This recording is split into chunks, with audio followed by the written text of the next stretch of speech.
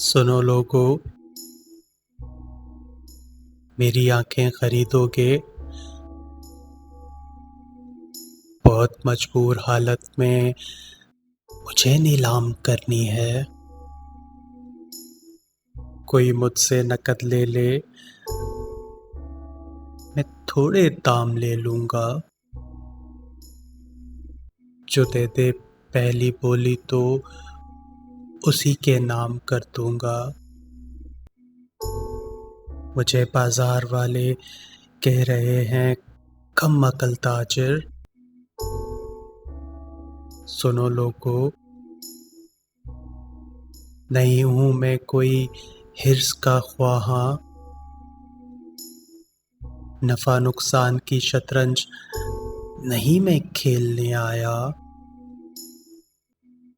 बता पाऊं तुम्हें कैसे कि किस तशवीश में हूं मैं। सुनो लोगो, बड़ी महबूब है मुझको ये मेरी नीम तर आंखें। मगर अब बेचता हूं कि मैंने एक ख्वाब देखा था उसे अपना बनाने का, उसे दिल में बसाने का।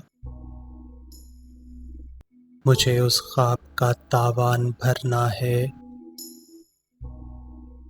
इन्हें नीलाम करना है, इन्हें नीलाम करना है।